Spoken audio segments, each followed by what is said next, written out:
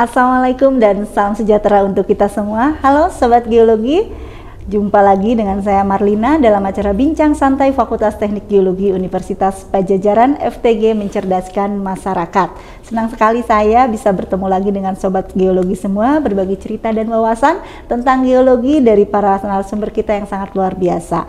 Sobat Geologi, Indonesia merupakan negara yang terkenal dengan gunung api. Indonesia memiliki lebih dari 130 gunung api, sehingga merupakan jumlah negara yang memiliki gunung api, salah satu negara yang memiliki gunung api terbesar di dunia. Sehingga kita sebagai masyarakat yang tinggal berada di kawasan yang memiliki banyak gunung api, mungkin kita sering mendengar istilah status gunung api ketika ada gunung api akan meletus. Sehingga ini menjadi pertanyaan bagi kita semua, apa yang disebut dengan gunung api tersebut? Biasanya status gunung api ini bertujuan untuk menginformasikan aktivitas dari gunung api tersebut. Nah, untuk itu mari kita mengenal dan memahami lebih jauh tentang apa itu status gunung api bersama narasumber kita yang luar biasa, yaitu Prof. Nana Sulaksana. Assalamualaikum, Prof. Waalaikumsalam warahmatullahi wabarakatuh. Gimana, Prof? Sehat? Alhamdulillah, salam sehat. Salam sehat ya, Prof ya, buat Sobat Geologi semuanya. Semoga semuanya selalu dalam keadaan sehat walafiat, dalam keadaan kita sekarang bulan Ramadan ya, Prof ya, bertemu lagi sahur. Mudah-mudahan kita semua sehat ya, Prof ya. Baiklah, kita mengenal tentang gunung api ya, Prof. Kita sempat berbicara atau ngobrol tentang gunung api di Indonesia ya, Prof ya. Betul. Dan Indonesia merupakan negara yang memiliki banyak gunung api karena saya masih ingat apa? Ring of Fire. Nah, itu ya, Prof ya, yang saya ingat di ingatan saya. Nah, yang menjadi topik kita adalah mengenal status gunung api di Indonesia. Ini istilah yang sering kita dengar sebagai masyarakat di Indonesia. Ketika ada berita gunung api, pasti yang keluar adalah status gunung api sekarang adalah ini. Namun sebelum kita mengenal status gunung api tersebut, Prof, nah bisa nggak Prof dijelaskan latar belakang kehadiran gunung api yang begitu banyak di negara kita ini? Ya, baik. Terima kasih, Telina. Ini pertanyaan yang sangat menarik. Jadi memang Indonesia ini adalah negara kepulauan yang mempunyai tatanan geologi yang unik. Berupa pertemuan 3 lempeng, ya. 3 lempeng yang aktif di dunia ini, ya, di bumi kita ini, yaitu lempeng Eurasia di sebelah utara yang bergerak ke selatan, kemudian ada lempeng Pasifik di sebelah timur yang bergerak ke arah barat, dan lempeng Indo-Australia di sebelah selatan yang bergerak ke arah utara. Tumbukan ketiga lempeng tersebut inilah yang menyebabkan terbentuknya deretan gunung api di sepanjang jalur tumbukan itu. Dan saya kira di slide berikutnya akan kita lihat gambar inilah yang disebut ketiga lempeng itu. Ada Eurasian Plate, kemudian ada India Australian Plate, dan ada Pacific Plate. Jadi ketiga posisi plate ini bertemulah di Indonesia, dan ini menyebabkan Indonesia mempunyai rangkaian gunung api atau volcanic belt atau sabuk gunung api yang terpanjang di dunia. Demikian. Itu ya. Kenapa begitu banyak? Karena ada tumbukan ketiga lempeng yang tadi Prof jelaskan ya. Nah, dari sekian gunung api yang ada di Indonesia ya, Prof ya, mungkin tidak sama.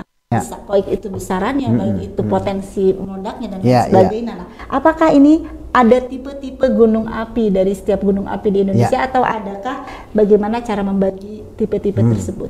Baik, memang kita mempunyai klasifikasi untuk gunung api ini tersendiri ya di Indonesia. Ini didasarkan sebenarnya oleh catatan sejarah manusia tentang historis gunung api, catatan manusia tentang historis apakah gunung api ini pernah meletus atau tidak.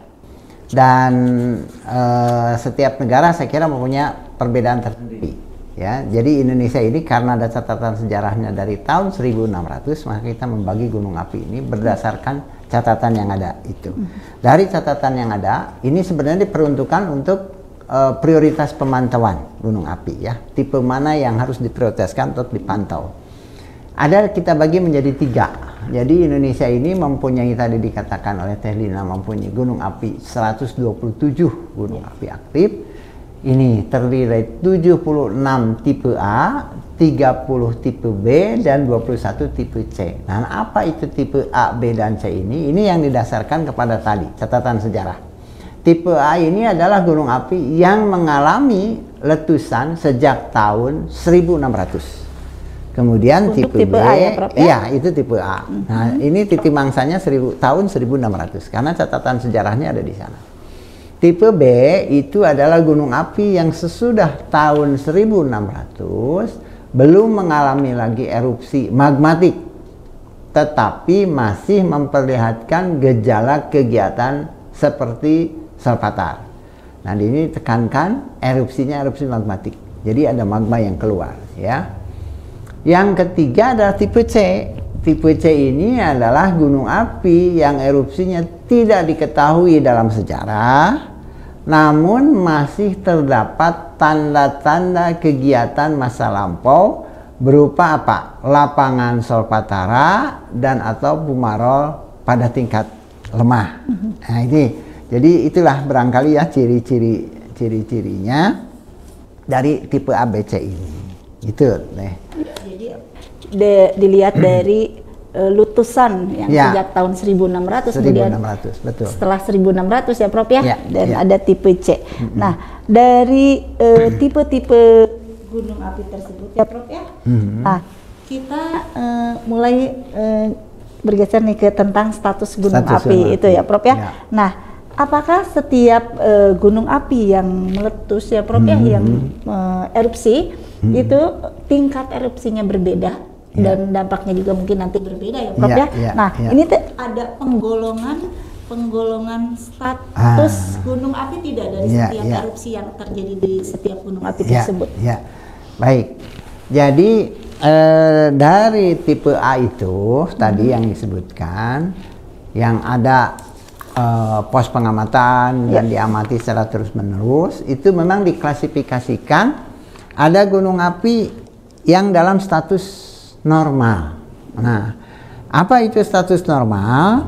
Yaitu kalau berdasarkan hasil pengamatan secara visual dan atau instrumental, jadi bisa dilihat oleh mata kita secara langsung maupun dari peralatan ya, itu dapat teramati fluktuasi tetapi tidak memperlihatkan peningkatan kegiatan berdasarkan karakteristik masing-masing gunung api. Ancaman bahaya berupa gas beracun dapat terjadi di pusat erupsi berdasarkan karakteristik masing-masing gunung api. Ini yang disebut tipe normal. Tipe normal ya. Nah, di slide berikutnya kita lihat bagaimana gunung api tipe normal itu. Nah, sesuatu yang sangat indah kan? Iya. Yang bisa kita nikmati ya, Prof ya. Kalau kita ke Bromo mungkin ya ini. Bromo. Kita pernah bersama ke sini ya dulu bareng-bareng ke Bromo ini. Ini bisa dilihat. Sesuatu yang sangat indah dan ini statusnya normal. Nah, lain nanti kalau statusnya berubah. Ini jadi sangat indah kelihatan ya, dan sangat bersahabat. Itu yang tipe normal. Yang kedua adalah yang disebut tipe waspada. Apa yang dimaksud waspada? Karena berdasarkan hasil pengamatan secara visual dan atau instrumental, mulai teramati atau terekam gejala peningkatan aktivitas gunung api. Dan kedua, pada beberapa gunung api dapat terjadi erupsi, tetapi hanya menimbulkan ancaman bahaya di sekitar pusat erupsi berdasarkan karakteristik masing-masing gunung api. Nah, kita lihat bagaimana gunung api yang tipe waspada itu. Dalam slide berikutnya barangkali akan kita lihat tuh. Mulai ada kelihatan. Sudah ada tanda-tanda ya? Ada asap yang biasanya tidak keluar asap, sekarang ada keluar asap. Walaupun warnanya masih putih, artinya ada uap yang keluar dari situ, uap air barangkali ya. Nanti akan kita lihat kalau warna asapnya itu berubah, nanti statusnya akan berubah. Ya, ini status waspada ya. Nah, kelihatan ya.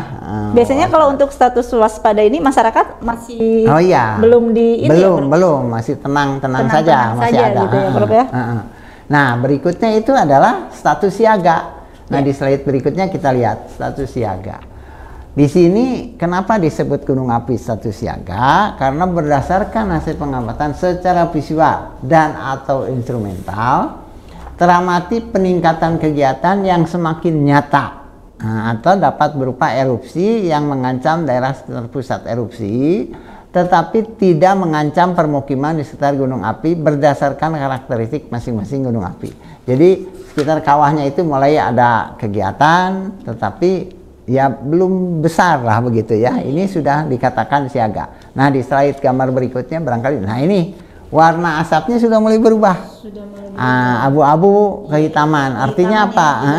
Dibandingkan yang sebelumnya. Sebelumnya, betul. Berwarna putih ya. Putih. Tadi yang uap air, yang putih. Kalau yang ini barangkali ini sudah ada material baru. Fragmen batuan dan sebagainya. Iya, kalau kita api dibanjur ya. disiram air. Ini warna ininya karena ada fragmen batuan yang sudah ikut terbawa keluar gitu ya. Jadi ada kegiatan magmatisme yang sudah mulai naik. Ini disebutnya sebagai siaga. Memang ini ancaman untuk sekitar kawahnya, tapi belum untuk keluar dari untuk itu. siaga ya. Nah, status berikutnya ini yang disebut awas. Jadi awas ini berdasarkan hasil pengamatan secara visual dan atau instrumental teramati peningkatan kegiatan yang semakin nyata atau dapat berupa erupsi yang mengancam pemukiman di sekitar gunung api berdasarkan karakteristik masing-masing gunung api. Itu definisinya. Nah gambarnya bisa kita lihat ya bagaimana yang, nah ini kan sudah kelihatan tuh. Jadi si asapnya sudah mulai keluar tuh dari samping ya, udah jatuh ke bawah gunung api sehingga sudah membahayakan. Nah ini udah status awas. Ini mungkin masyarakat sudah dihimbau untuk mengungsi ya Prof. Nanti ada kegiatan apa saja pada saat ini di setiap statusnya ya. Setiap status itu. Jadi ini mungkin di keterangan yang ini kita hanya sampai di menentukan status itu ya dari gunung api tersebut. Ketika masyarakat mendengar ada informasi ya Prof ya, kita mendengar informasi dari BMKG ya Prof ya. Itu artinya ada 4 ya Prof ya, ada 4 status gunung api yang perlu kita ketahui. Ada normal, waspada, siaga dan awas gitu, ya. Ketika normal kita masih bisa menikmati keindahan alam gunung api tersebut. Mungkin waspada juga masih kita bisa nikmati. Ketika siaga dan awas ini kita harus sudah hati-hati mungkin ya Prof ya. Jangan piknik ke gunung api. Jangan piknik ke gunung api ketika sudah ada pengumuman gunung api ada di status siaga dan awas ya Prof ya. Dan ini memang informasi atau pengetahuan kepada masyarakat tentang status gunung api ini memang sangat penting ya Prof ya, di mana kita tadi sudah ngobrol bahwa menurut sejarah letusannya dibagi menjadi tipe gunung api itu ada tipe A, tipe B dan tipe C. Kemudian yang lebih penting lagi masyarakat harus tahu tentang status gunung api yang bisa berubah setiap saat dan kita bisa menikmatinya, tapi kadang-kadang itu juga bisa mengancam keselamatan kita ya Prof ya. Dalam kita memitigasi bencana ya Prof ya, berkaitan dengan episode sebelumnya ya Prof ya. Jadi untuk masyarakat ini sesuatu informasi yang sangat penting dan ada kata-kata closing untuk sesi yang ini ya. Baik ya, terima kasih ya. Ini sebagai penutup barangkali ya, saya ingin sampaikan bahwa dalam menentukan status gunung api ini saya kira para ahli vulkanologi ya, itu yang terdiri dari para ahli geologi, kemudian ahli geofisika, geokimia dan geodesi, semuanya itu pasti bahu-membahu mengolah hasil pemantauan yang komprehensif dari data gunung api sehingga status yang dikeluarkan pasti mempunyai tingkat akurasi yang baik. Sehingga masyarakat ini yang paling penting perlu mematuhi instruksi yang disampaikan oleh Badan Penanggulangan Bencana di daerah. Nah ini masyarakat sudah tahu statusnya, masyarakat sudah tahu tentang di mana dia tinggal, masyarakat harus paham ini dan harus yang penting mematuhi instruksi dari Badan Penanggulangan Bencana nasional maupun daerah. Itu barangkali sebagai penutupnya Teh. Tapi karena kita temanya tentang status gunung api, jadi diskusi kita sampai status gunung api ini aja ya Prof ya. Dan yang tadi saya garis bawahi adalah dari kesemuanya bahwa satu yaitu masyarakat harus mematuhi ketika ada informasi tentang status gunung api, baik itu normal, waspada ya Prof ya, siaga ataupun awas yang dikeluarkan oleh BPBD. Baiklah, terima kasih Prof Nana. Terima kasih kembali. Kita akan jumpa lagi mungkin di Ya. tema-tema yang lain ya Prof ya. Siap. Baiklah, sampai di sini obrolan kita di Bincang Santai Fakultas Teknik Geologi Universitas Padjadjaran, FTG mencerdaskan masyarakat untuk episode hari ini. Untuk sobat geologi semua, kami ucapkan terima kasih dan juga terima kasih yang sangat banyak yang sering nonton ya Prof ya. Terima acara kasih. kita. Ya. Dan jangan lupa untuk memencet tombol like ya Prof ya, dan subscribe di channel YouTube kita. Dan bunyikan loncengnya. Dan bunyikan loncengnya, itu berarti ada episode baru ya Prof ya. Siap. Jadi kita sobat geologi semua juga tidak akan terlewatkan dengan informasi-informasi terbaru tentang geologi. Baiklah, mari kita terus belajar bersama dan jangan lupa untuk tetap menjaga kesehatan ya Prof ya. Ya, dan siap. juga jangan ketinggalan untuk episode selanjutnya. Sampai jumpa di episode mendatang. Wassalamualaikum warahmatullahi wabarakatuh.